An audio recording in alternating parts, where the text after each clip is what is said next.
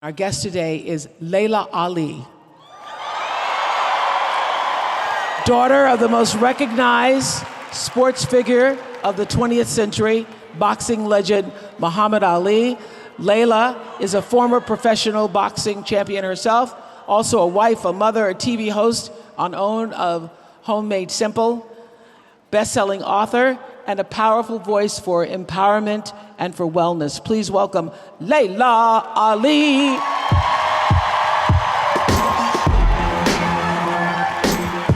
What's up, Oprah? Thank you so much. Hi. How are you doing? I don't know about you, but I feel amazing, okay, with the dancing, the meditation, and thank you so much, Oprah, for inviting me here today. Thank you, WW. Thank you all for being here. I mean, the energy in this room is so powerful because you have all chosen that you want to live a better life, and you are doing it, starting today. So as you know, as you've heard, I have many different titles, right? My resume is pretty long, but I have to tell you, what I enjoy most is encouraging others to be the greatest version of themselves by replenishing your health, your mindset, and your purpose. Now, I was blessed to have the greatest teacher as a role model.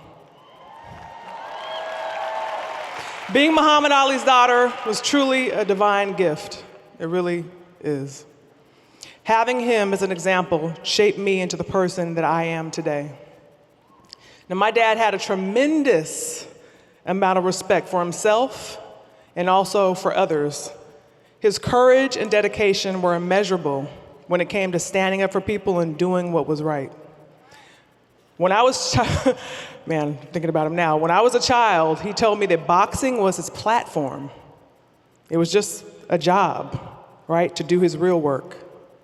He said boxing did not define him. He made sure that my siblings and I knew exactly how famous he was, too. Oh, yeah. He used to say, you know, I can go anywhere in the world and people know me. He used to say this all the time. They don't have to know English. They don't even have to have television, but they know the name Ali. And he told me that it wasn't because he was the greatest inside the ring, but it was what he was doing outside of the ring. And I watched him doing it every day. Simply putting a smile on people's faces or freeing hostages. I mean, come on. He did it all. My dad always talked about how he wanted to be remembered. I remember this as a little child. It was so important to him, and he was building his legacy according to his own standards. So as I became an adult, his word led me to think about my own legacy. Here you are, the daughter of Muhammad Ali. What are you going to do? So I had an inherent desire to give back and uplift others as well.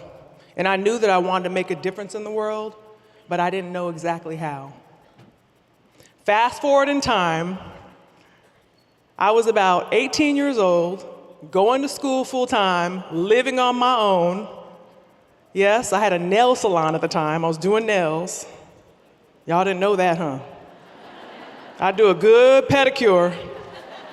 Best massage you've ever had. My husband knows it. I was very ambitious. Well, one night, I was at a friend's house getting ready to watch Mike Tyson fight. Y'all know who that is, right? Yeah, it was a heavyweight fight, main event. So we got our popcorn, our soda, our pizza. We're getting ready to watch the fight. And all of a sudden, women walk into the ring. And I was like, I had no idea that women's boxing even existed until that moment. So I watched the fight and was in awe the whole time. I went home that night dreaming about becoming a professional boxer myself. Well, the next morning I woke up. You know how we do. I started thinking. I started thinking of all the reasons why I shouldn't do it, I couldn't do it. I've never been an athlete, had never participated in sports of any kind in school, none. No athletic background, And did I really want to follow in the footsteps of the GOAT? I mean, would I be able to do what it would take to become a boxer? I had no idea. I had no idea what it would take. I wasn't that little girl in the gym with my father watching him. My father had been done boxing by the time I was old enough. No exposure to any of this. What would people think? And most of all, what would my father think? I didn't think he would like it. I knew that. So I talked myself out of it. And a whole year went by before I decided to listen to the voice inside of me that just would not go away. And I decided to give boxing a try. So I found a local boxing gym and started training in secrecy. Yes, I told everybody, I was like, I'm just trying to lose some weight, I'm just getting in shape. I had about 30 pounds that I could stand to get off. But in actuality, I was testing the waters. I wanted to make sure that I had the natural talent and that I was going to be able to do what it would take to transform myself into a fighter. And my goal was to be the best, not just any fighter. I knew I wanted to be a world champion. I wanted to be undefeated. So I went to the gym 6 nights a week after school and work. Every day I walked in that gym, excited, 8 p.m., never missed a day. And I worked the heavy bag, speed bag, shadow boxing, jump rope, and I did it all. I mean, my body was sore 24/7. And I mean it. If any of you have ever done a boxing workout, you know what I'm talking about. You find muscles that you didn't even know you had. So I had to learn how to run, which was something that I had never done before. And my mom used to run about a mile a day. She was always very fit. And she said, come on. She took me to the beach, and I can remember the first day. She said, we're going to run for 30 seconds, and we're going to walk for a minute. We're going to run for 30 seconds, walk for a minute. And we continued that interval until I could run for a mile. Then eventually I passed her up. I was running for 2, 3, 4. But she took me out there and just got me started.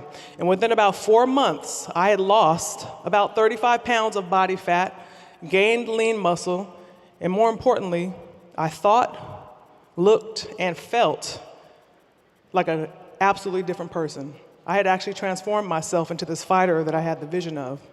So training to become a boxer was the hardest thing that I had ever done.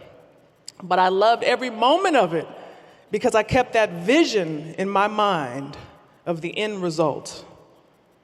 And I apply that to everything I do now, that vision of me holding my hands up in the ring with those belts around my waist. And that was my driving force throughout my entire boxing career. Once you get it, you want to keep it. So that was my vision. So the news eventually got around that I was in the gym training. And I remember my father came in town and confronted me. Me and my father have had about 3 really important conversations in life, life-changing conversations that changed his life and mine. And this was one of them. He said, I hear you're boxing. Is it true? I was like, yes, Dad. I was real confident, with my dad, like, I'm that one, that last baby girl. And I got a baby girl putting me through the same thing right now. Layla all over again. I said, it's true. He said, the whole world's going to be watching you. You're going to have a light shining on you. You know how much pressure you're going to be under? And I said, yes, Dad, I've given it a lot of thought, and I want to do it. What if you get knocked out? Or you get knocked down? I said, I'm going to do what you did, Dad. I'm going to get back up. My father grew more and more frustrated. Thank you. He grew more and more frustrated because he knew what I was saying was right, but how he felt about it was so strong. So he said it. It's too hard. It's a man's sport, and it's not for you.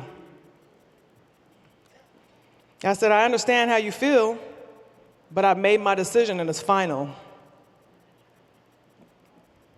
I had to do what was in my heart, just like he did. And that's what I told him.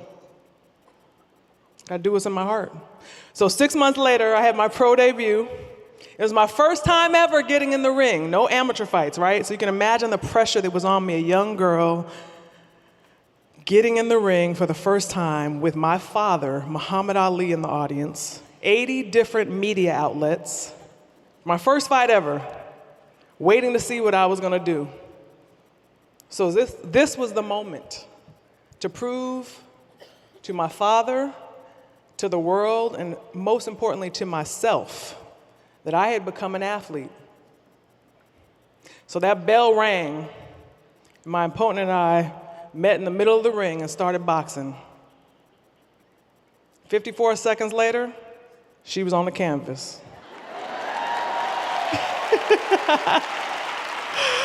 Won that fight by knockout in the first round, 54 seconds. And I glanced over and saw the smile on my dad's face. Honey, that was all I needed. I went on to win 4 world titles, 21 knockouts.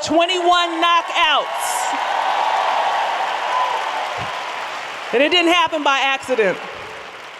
That's what was meant to happen, and I put in the work.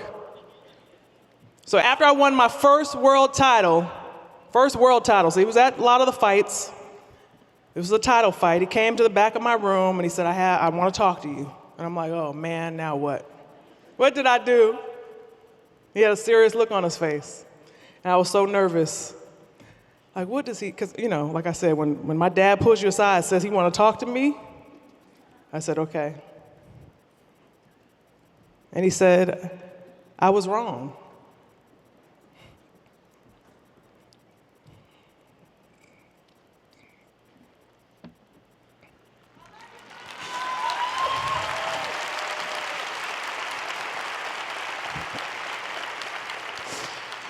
He said, you can fight, and women can fight.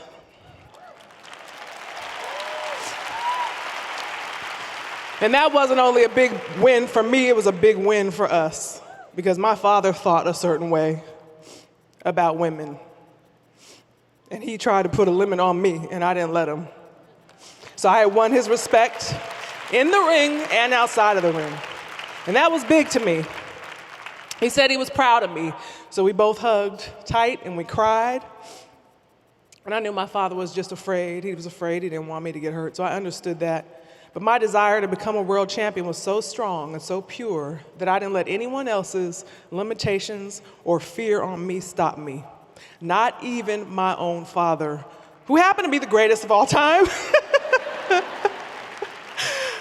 But my intention was clear from the beginning. I listened to my inner voice, I let it guide me, and I took a chance on myself.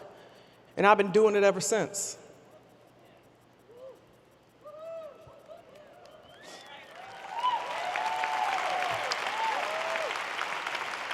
So I didn't know exactly what the outcome would be, but I knew I would do my absolute best to reach my goal.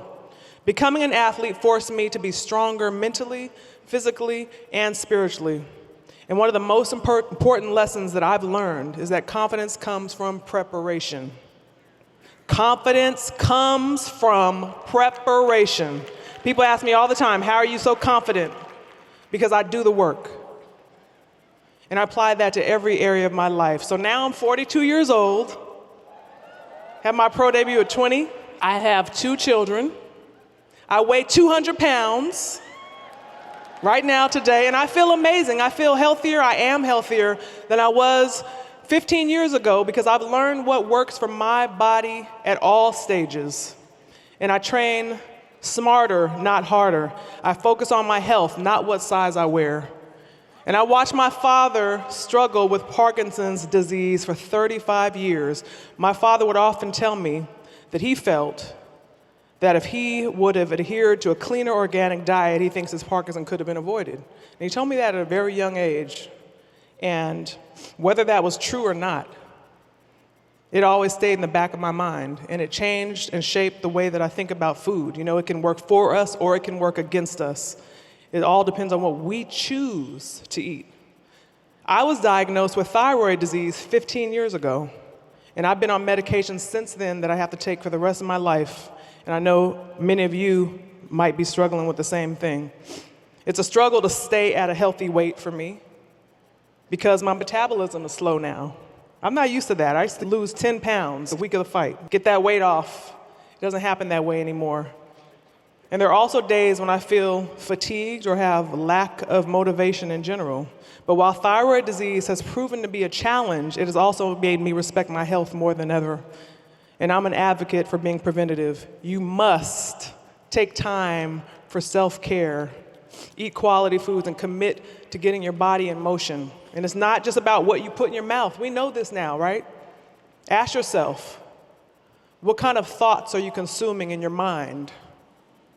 What are you feeding your spirit? Your game plan has to be a 360-degree full circle strategy if you want to be the greatest you, right? I love this 2020 vision of me. Thank you, Oprah. I've embraced the changes that are going to come. You know, what worked for me 20 years ago when I was fighting, it doesn't work for me now. And what works for me now may not work 5 or 10 years from now. So you got to just go with the flow. Woo! It's important to me that my legacy includes being an excellent role model to my children, just as my father was to me. But how can I be present and be an energetic mom, be a loving wife to my husband, and take care of them like you know how we do? How are we going to take care of them if we can't take care of ourselves and be happy and healthy, ladies? How can I inspire others to take control of their health and be the best version of themselves without being an example myself? So this is why I stay committed. I understand the power of legacy. Have you ever thought about what your legacy will be? Each and every person in this room will leave a legacy in one way or another. You don't have to be a celebrity or an athlete to leave a legacy. You know, if I would have tried to compare myself to my father, how great he is, how he changed the world, and said, how am I going to do that? How am I going to live up to that? I would have never gone after my own purpose in life. So how do you want to be remembered? That's what I want you to think about. As someone who chose to be well and live a joyful life that was infectious to others, or as an amazing parent who was an excellent role model to his or her children, as someone who pursued their dreams relentlessly, because the intention and energy that you put into the way you live your life will become your legacy.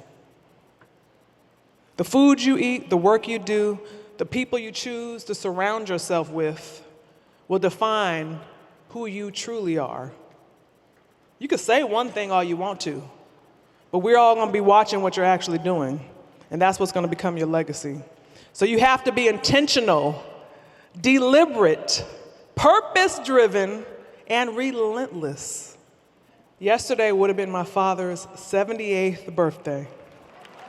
Yes. Show him some love, because trust me, he's watching, he's listening.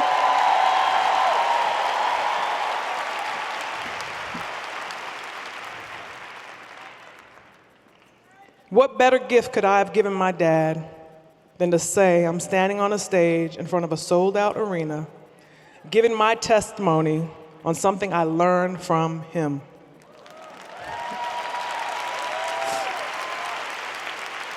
The significance of creating a legacy, inspiring people to become the greatest version of themselves. That's what he wanted to do, and that's what I'm gonna do. And we've been able to do it together. We're all doing it together. We all have the power to write our own story. I've been in the biggest shadow, the greatest shadow of all time.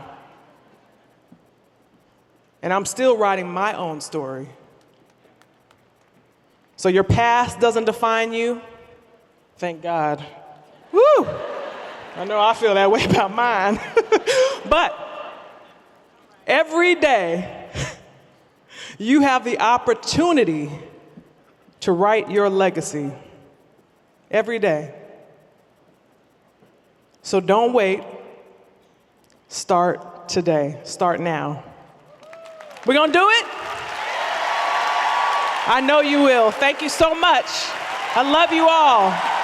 Layla Ali. Hey! Layla Ali.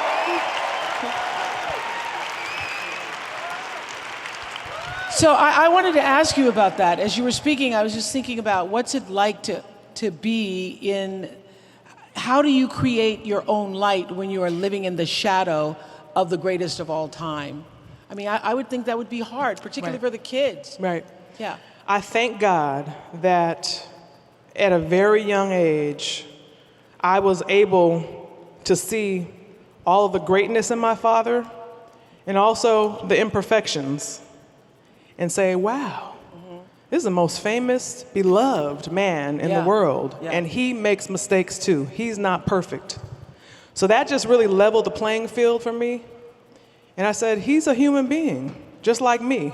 So it didn't make him, you know, I was like, I can let my own light shine together, and it doesn't, you know, it makes his even more powerful. Yes, but how did you figure that out when the whole world is like, Muhammad Ali, Muhammad Ali? I know, that's why I said I thank God, because I was very quiet and still, and you know, I don't know if it was from a past life or what, Oprah, but like I said, I was so young, and that's the thing. I was just like, wow, but I realized very young that I can do my own thing just like my father did. To me, he was not a God, he was my father. Yeah.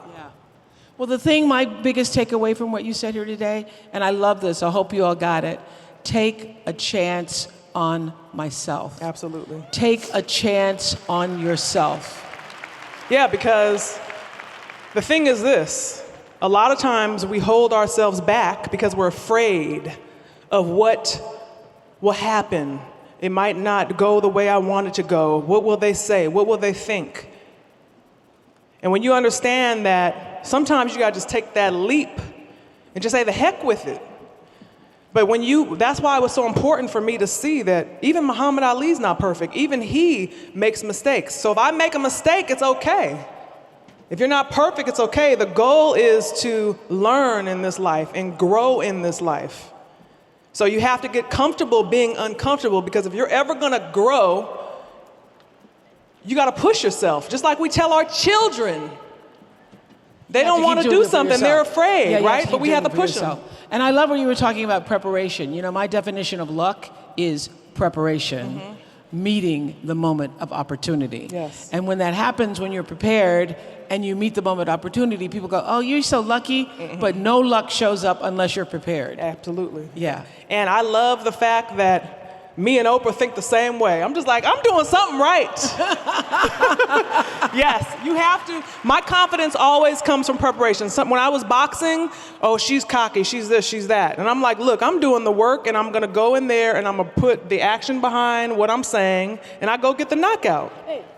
In 54 seconds. Only I can say that. I get the knockout. You can't say that, Oprah. I can't say that. You get a knockout in your own way, though. Okay, but tell me this: were you ever fearful that it couldn't actually happen? I mean, when you have your father, Muhammad Ali, saying, "I don't think you can do it," what made you say, "I can, I will, watch me"? Right. Well, first I realized that he just doesn't know any better.